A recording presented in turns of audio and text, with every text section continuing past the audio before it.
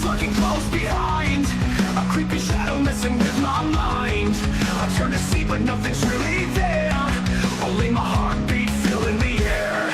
As I walk alone through the night, I can't shake the feeling something's not right. The darkness swallows all that's near, and every step feeds my growing fear. I'm scared of the dark, scared of the dark. Good evening, welcome back to my channel.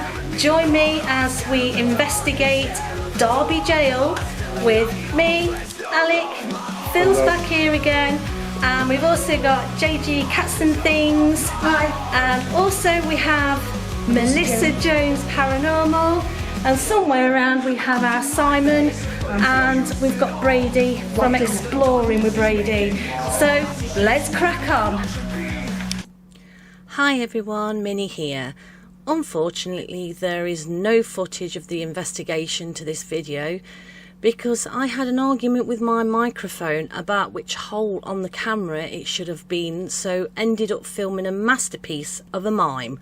So instead we just have a very interesting history talk and tour from the lovely Richard Felix.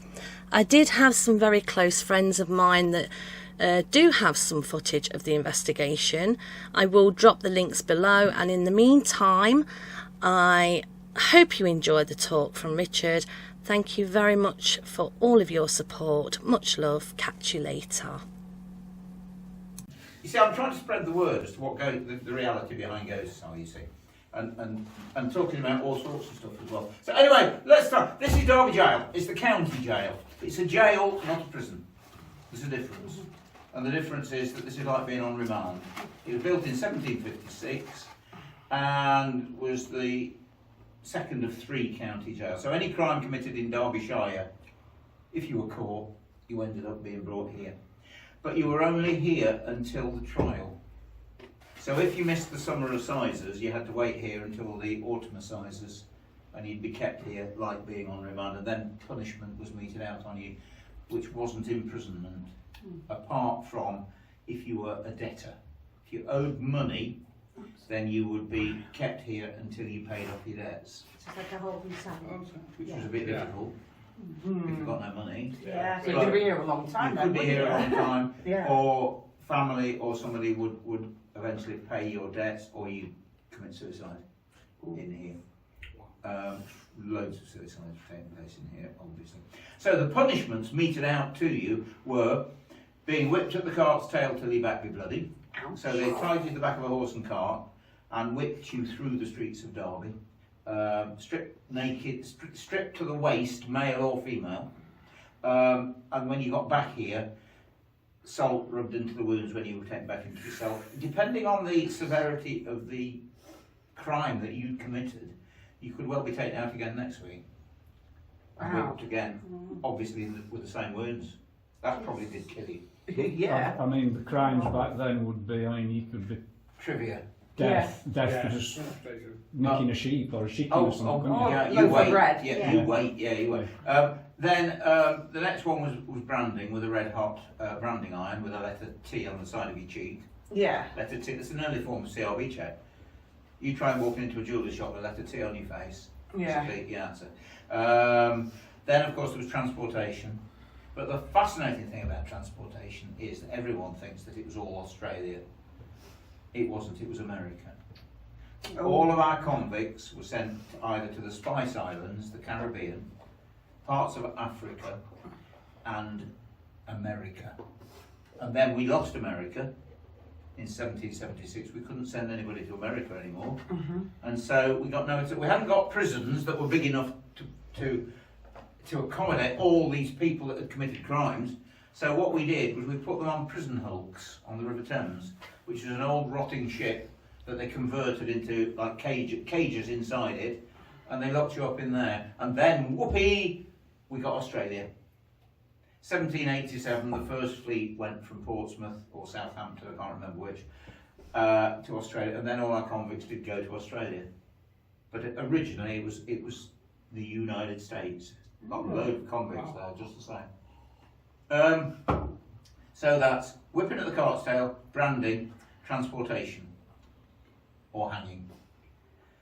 When industrialisation took over big time, and everyone moved from the towns, everyone moved from the countryside into the towns to work in factories and mills and what have you. The crime rate went through the roof, literally through the roof, because people were living in very squalid conditions, very poor wages, and the government needed to do something to try and control the crime rate in this country. And so they thought the best way of doing that was to kill as many criminals as possible. And from 1723 in this country, there were 222 hanging offences. Wow. Wow. Think of a crime, trust me, it was a hanging offence from 1723. It was called the Bloody Code. Yeah, Stealing a sheep, stealing a cow, shop breaking, house breaking, burglary, rape, attempted rape, murder, attempted murder. Setting fire to haystacks. 4 men hanged in front of this building in 1817 for setting fire to a haystack. Wow. In the same year, 3 men hanged and beheaded in front of Derby Jail. The last beheading with an axe in Great Britain, in front of this building. The last rebellion in England, and the last sentence of hanging, drawing and quartering in provincial England, here in front of Derby Jail. It's got a pedigree second on this place, I tell you. Breaking down riverbanks was a hanging offence. Cutting down ornamental trees, poaching, shooting rabbits, well that's poaching anyway. Yeah. Appearing on the street with a sooty face. Huh? But that's a job though, you could Yeah. do it Like chimney a cleaning scrubber it. or a cleaner or chimney I cleaner. presume or chimney sweeps anything, have to have a yeah. wash in between jobs. Wow. Or hang on a minute, did they work at night? Yeah, they'd have to, otherwise. Yeah. They probably didn't, to be honest with It's you. weird. But basically, why did you have a sooty face? Yeah. Mm. Well, cleaning Camouflage cream. chimneys. Camouflage cream. You're a Ah. burglar. Or you're a poacher. Blackened your face. How to hide your identity. Yeah. Yeah. And so you've been out burgling or poaching, hanging offence. Absolutely unbelievable. Anyway, I am working towards the reason why a place like this is so haunted. Because obviously it's the nature of the place. You see, right, what am I all about? I'm interested in the history that caused the ghost. Mhm. I'm Yeah. not interested in, there's a great lady in there, who's the pink lady in that one? There's a ghost in there. No, I want to know why there's a ghost. Where it Who is- originated from. Who is the ghost? Yeah. Yeah. What happened to the ghost that Yeah. caused it to be a ghost? Yeah. Mhm. And that's where the reality comes in my opinion. So it's the history behind the haunting, if you like, Yeah. Yeah. which is all, I think it's all important. Yeah. So anyway, Yes. so we've got all these hanging offences, right, from 1723. Right, so we've got a young chap who's 26.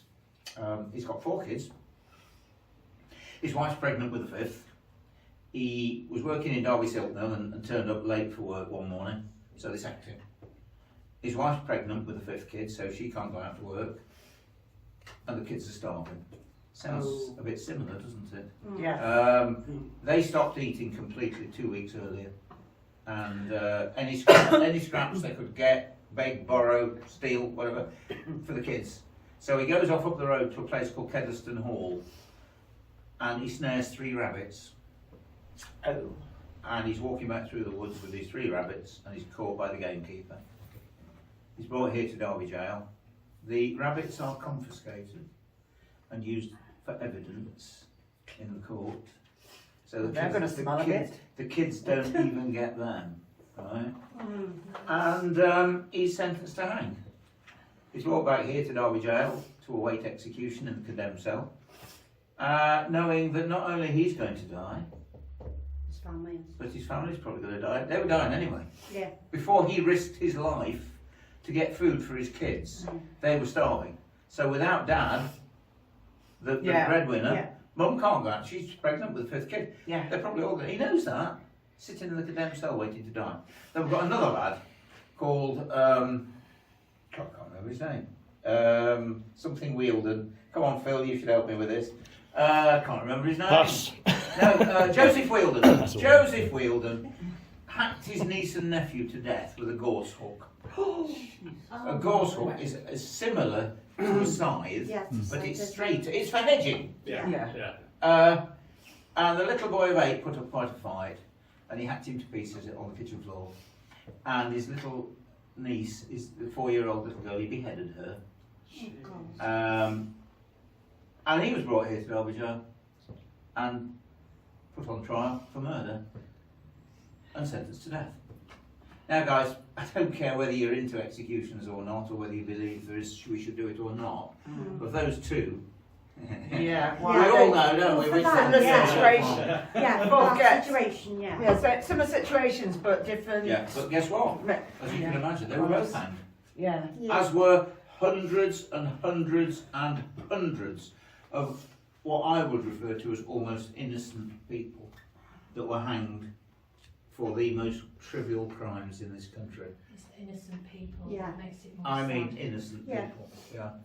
So it was rather unfair, to say the least. So they decided that they needed to create a punishment for murder that was worse than a punishment for murdering 3 rabbits, or for breaking down a riverbank, or setting fire to haystacks.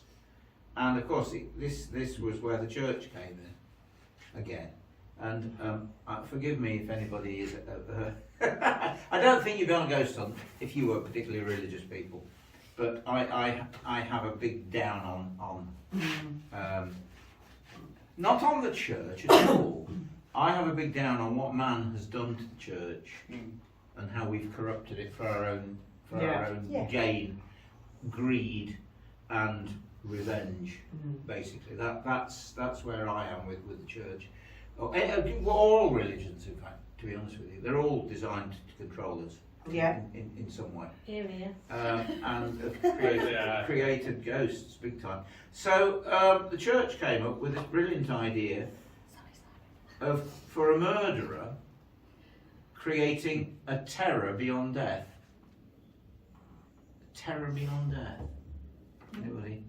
Marriage?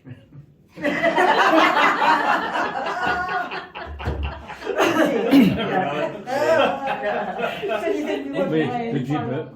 Yeah, yeah. The wife's watching. So, terror beyond death. Yeah, right, the first part. So, in 1752, they passed the Murder Act.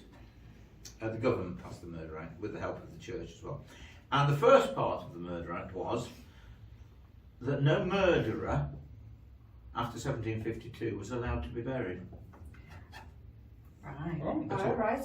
No burial, right. So, no 6 foot of English earth, no gravestone with your name on it, no family around the grave, no Christian burial service to lay you To rest. Yeah, to rest, which is one of the phrases I use so much in my ghosty stuff. If you're not laid to rest, where are you? Exactly. Yeah. Yeah. You are abroad, Unsettled. wandering the earth as a tormented soul, a ghost, basically. Definitely. So it's created, but of course, what we're going to do with the body? Mhm. Mm-hmm. Burn it. No. Now, what I really would like to do now is to take you into the murder room and explain the second part of the murder room. And by the way, that's his penny. These are called penny dreadfuls. They weren't this big. The night before your execution, they came into the condemned cell and interviewed you Right. and wrote down your life story. This is like a Westlife programme. This is what they wanted. These were sold for a penny a sheet at your execution, so that people could read about you, because you were the star performer. Incredible. So, part 2 of the Murder Act, right, 1752.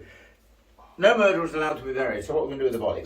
The death sentence for a murderer after 1752 was that you be taken back from this courtroom to the jail from whence you came, and from there to a place of lawful execution. There you will be hanged by the neck until you are dead. Now remember this bit, until you are dead. Yeah. There's a really valid point in this bit.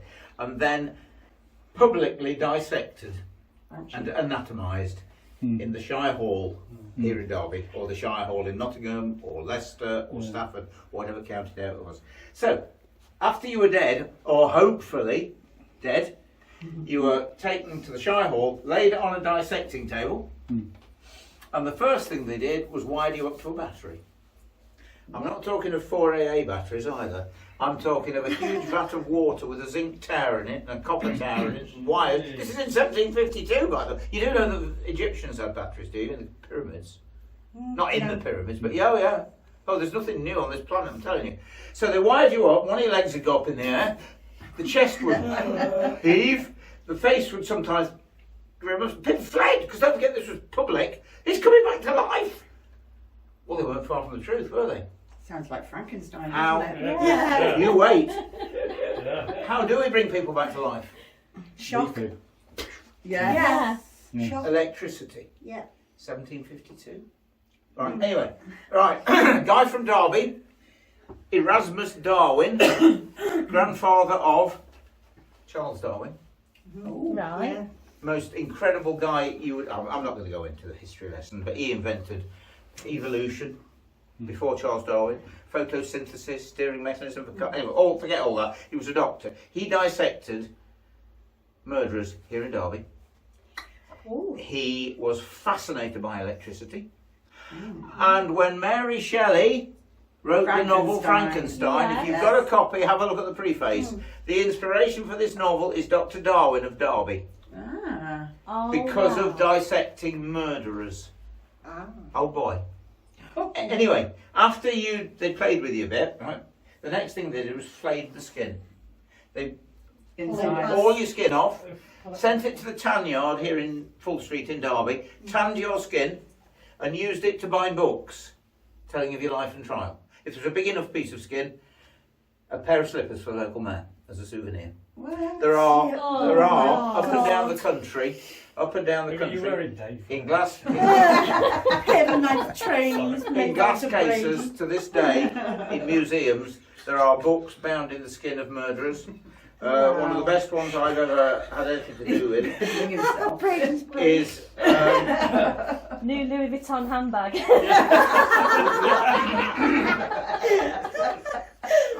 at Moyses Hall in Suffolk, in Bury St Edmunds. There is a book bound in a murderer's skin and his pickled scalp Oh. with one ear still attached. Oh my Still on this, God. but I've had that in my greasy little mitts when I did Ghosts of Suffolk. They've let me take it out of the glass case. There's books up and down the country bound in human skin of murderers. God. The next thing they did was they boiled your bones in a big cauldron to get the meat off them, and then sent them to the local skeleton maker, wired up, and then presented to the local hospital. There's a real skeleton behind you there. Yeah. That is a human one. Yeah, that's real. I know. And the little skull at the bottom, That which looks has like a disappeared. child, actually. Oh, it's here now. Well, you're right. If you look at the two skulls in this second glass case, Yeah. the one on the right is a child under 6. It's still got its milk teeth in it. Oh God, yeah. And that came out of a badger set at Tutbury Castle. Oh. That's cool. Guy walking his dog, Small. saw this skull lying on the ground by a badger set. Incredible. So after they boiled your bones, your bits were all removed and cut up and used for the furtherance of medical science. Of course, that was the part of the idea. There's a down bottom. There's a heart at the bottom there in a glass case in a bottle. There's a brain in a bottle down. No. Yeah. Brains. Oh, look at them off. Yeah. Oh, no. It's what's it And now. now, yeah, I know, I just had to Chinese. So the terrible part about this was that you, the person, the human being, ceased to exist. I mean, completely. You were obliterated. There was nothing left of you. You were gone, which they feared because the people. Right. The punchline of the story is, guys, the body wasn't whole, and that meant on the day of judgment, no physical resurrection for you, no material resurrection.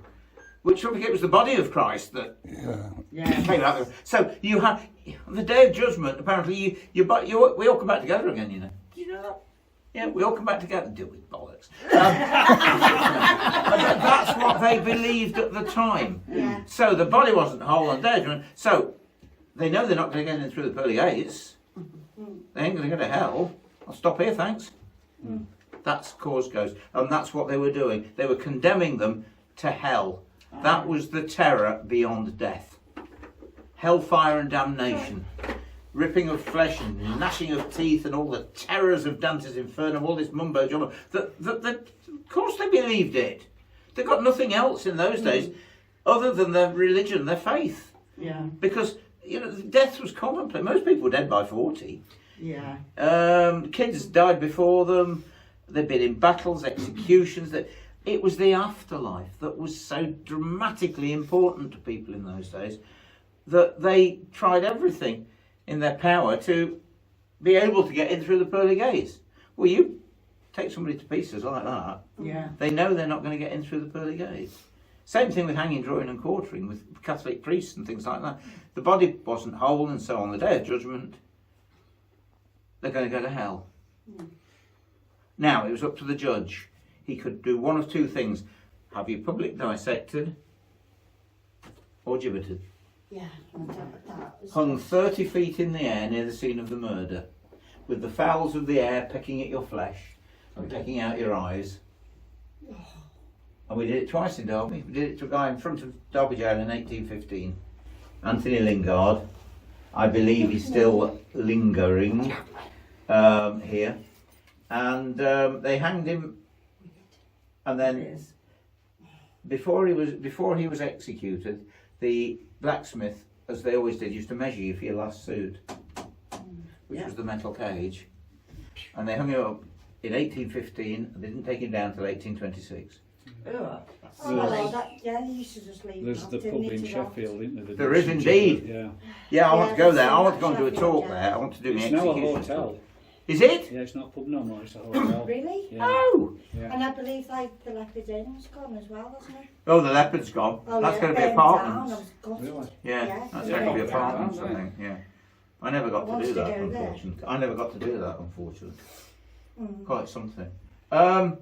So that's the terror beyond death. What's the word ghost mean? Well, when I wrote the book, which is out there at only £10, signed copies available. Ooh. Well, I wrote the book. It's called "What Is a Ghost?" Yeah. But so I thought I'd better find out what the word means. Ghost. G-H-O-S-T. Come on then. What's it mean? Come on. I didn't know. Go on. I ain't got a clue. But you're paranormal investigator. You're on a ghost hunt tonight. Yes. Phil knows, That's the doesn't it? first But time, like, what does the word mean? Is it It's not something to separating do with... dots, doesn't it? It's G dot No. I was more thinking something to do with spectral something or other. Okay. Well, actually, if you went to the Oxford English Dictionary, it says the disembodied spirit or soul of a dead person. Yeah. No. No? And the next question we're going to ask, which is going to really get, is the word ghost a noun or a verb? No. I have no idea. I think I know. You know the difference. I mean, it's a bloody long time since I was at school, kid. But I mean, a noun is hang on, glass. That's a noun. Yeah, it's Yeah. a thing. It's a real thing. A verb is a doing word. Yeah. Mm. Well, I'm sorry, but the word ghost is a verb. Oh, This is great stuff, this is, haven't we? Right, okay, so the word ghost comes from a Proto-Indo... You go to sleep, Phil, if you like, because you've heard all this before. A few hundred times. Night, Phil. Yeah. Night. It's a proto... I don't know what that means, by the way. Proto-Indo-European word, goizd. G-H-O-I-D-Z. Goizd. What does it mean? To be frightened of. So it's actually in the word. It's a verb. I'm frightened. That's a doing word. Do you know what I mean? Right. From that goizd, G-H-O-I-D-Z, comes the Old English word ghost, G-O-S-T. The Old English word Gast, G-H-A-S-T. The German Geist, Saxon Polter, Geist. Right. The Flemish word Geist, G-H-W-S. They all mean the same. They all come from this Proto-Indo-European one, right? When William Caxton came over to England in the 1400s from Holland, he brought a printing press with him. First time ever. And before then, everything was written down by scribes, by monks and nuns, you know. But he came over with a printing press, and he took every English word, would you believe, and put it into print. And he took the Middle English word ghost, G-O-S-T. But it come from Holland. He spelt it with a silent H. Ghost. We got our ghost. Wind back to Old English, ghast. Have you ever been aghast at something? Have you ever seen something ghastly? Yeah, ghastly, yeah. It's frightening. It's a bloody verb. Anything we don't understand that walks through the wall, footsteps going up the stairs, doors opening and closing, bumps, bangs, taps, rattles, things flying across the room, anything to do with it, we're frightened of it. Yes. Yeah. And we It's call not it, going, isn't it? we call it a ghost. I want to change the name from ghost to energy. Yeah. Yeah. Or entity. We normally really refer It's to energy. Yeah. refer I as an like to energy say But anyway. the problem you've got, if I advertised an energy walk round Derby, people won't come on it. No. They'd only come on a ghost walk. Mm. But that's the word. We are nothing but energy. Mhm. First law of thermodynamics, you can either create or destroy energy. That means that the energy that is you, and there's two parts, this is my latest, just, Simon, stop me when you're ready and say, will you shut up and can we get on with yeah? There's two parts to us. I don't think anymore that the brain is where the mind is. I think the brain is the hard drive that stores the energy, stores the information, more than that as well. I think your mind is all over you. And it's your spirit, your soul, your energy, your consciousness, your ego, you. And when I say you, I mean you, because there's only one you, you know, in this universe. There might be others that look like you, but there's only one you, and you are nothing but electromagnetism, energy, and you cannot destroy energy. The other part of us, of course, the vessel that holds the energy, that's energy, and that becomes more energy, because when you die, your body becomes fertilizer for daffodils. It's still energy, but there's a within energy that cannot be destroyed. That has to go on in another. What's that mean? What you've seen. I'm just feeling like that on top of my head. What? Right. Just here. I'm falling off my chair. Whoever it is walking backwards and forwards. Yeah. Yeah. Didn't mean first, didn't you? Yeah. I have There's a been feeling mosquito there. quite chilled on Again, the yeah, it back. could be here, suburbs actually. or whatever. Yeah. Oh, I mean, they listen to us, don't they, Phil? Yeah. There's no doubt about It is that. haunted. They listen to us. One or two. Yeah, they do. Especially Mr. Simpson. Oh yeah. Yeah. My friend. Yeah, I know. So and it's nothing. That's the whole thing. It's an energy thing, right? That's what we are. So the word goes, but right, I'll zip through it very quickly if you want me to, or if not, just stop me. I believe there's two parts to the ghost business. One is 40%, and the other is 60%. And I believe the 40% of ghosts, I'm going to keep calling them ghosts. Yeah. Never mind the energy stuff or anything else. 40% of ghosts is an intelligence that's you. Your personality, your ego, your consciousness, your spirit, your soul, you.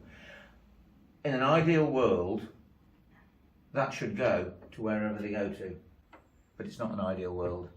We don't always make it. In an ideal world, all babies should be born head first. But it's not an ideal world. We have breech births. And, you know, it's all that sort of- Yeah, you know what I mean? And so it isn't an ideal world. And so they sometimes go off at a tangent and end up spinning or get trapped or lost or whatever. But the other reasons are, and this is an intelligence, by the way, that knows you're there, that can come back to you and be around you if you need them, especially grandparents and things like that. They are around us at all times, but I don't think they're up there or down there. Do you think they're still on here? They're here on another level, frequency, time zone. Yeah. You know what I mean? I don't think they're up there. They don't pop back like that. They're here. Yeah. But I don't know why we can't see them all the time, or why they can't make contact with them. I haven't got a clue. But unfortunately, they don't, do they? They can't. I don't know Well, why. they can't show you. Yeah, Because yeah. they haven't got Don't understand a one human way. body No, to show no. you what they Which are. is really strange. But so that's an intelligence that's there. So basically, why are they still here? Most of them aren't. Most of them have gone somewhere over. But those that are still around is because they've either got unfinished business, murdered, nobody found the murderer, executed in here for a crime they didn't commit, got a job that they never finished, that they love so much, a hobby that they love so much that they still think they can.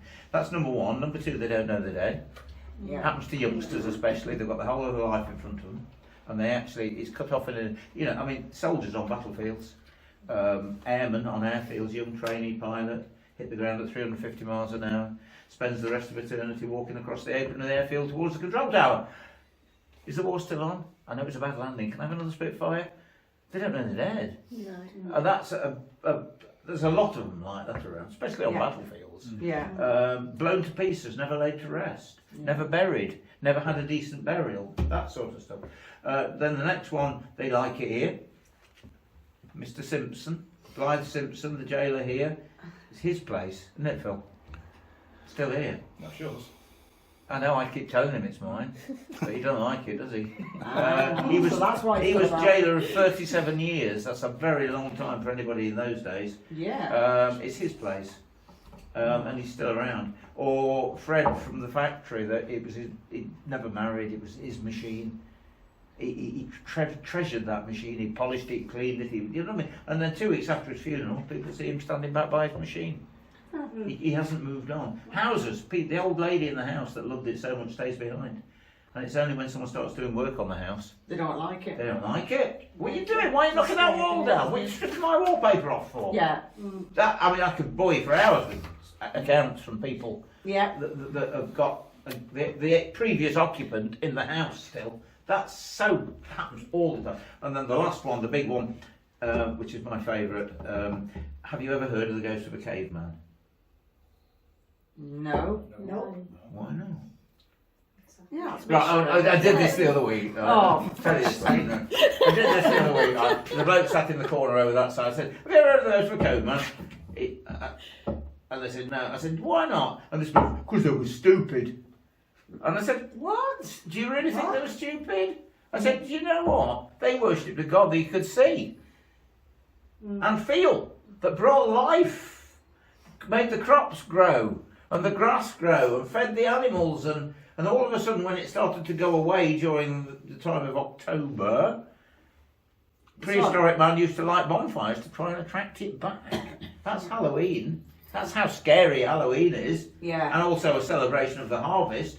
But that was a god you could see. And prehistoric man knew an awful lot more about the earth's energies than we do. Yeah. And stone. And energy from stone. And earth. Come on. They knew a lot. So forget that one. But no. I'm not saying there are no ghosts of cavemen. There probably are one or two, but right. And then the other question I ask is, have you ever heard of the ghost of a young lad wearing a hoodie, smoking a joint, with his backside hanging out of his jeans, walking through a council house wall? No. Anybody got one? No. I'm not saying there are none, because there are modern ghosts. There are modern ghosts, Yeah. but not so many, right? And the reason is because 2,000 years ago, something came on the scene that's caused an awful lot of ghosts. TV? Christianity. Oh, Chris. Oh. That's what's done it. Oh. The Emperor Constantine, the Roman Emperor, was a pagan, worshipped Mithras, which had a fertility celebration every year called Ishtar, around April time. Oh, yes. Ishtar. And do you know what the symbols were? Bunny rabbits and eggs. Yes. Yes. That's Easter. 4,000 years before Christianity came on the Yes. scene. And he worshipped Mithras. His mum was a Christian, St. Helen, keeper of the cross. Ah. And he realised mum's religion was good and going somewhere, so he hijacked it, nicked it, called it the Roman Church, Ah. and invented all the terrors that have kept us under control for the best part of 2,000 years. 10 Commandments, 7 deadly sins, Yeah. 4 mortal sins, Judgment Day, purgatory, hellfire, damnation, Beelzebub, Baal, the devil, demons, the Antichrist, witches. The medieval man believed all this stuff. Of course they did. And so it's kept us under control. So you've broken a commandment, Oh, sugar, yeah. you've committed a mortal sin. Where are you going to go? down below. Straight down below. Do not pass go. Go straight to hell and burn in hellfire for eternity at 10,000 degrees centigrade.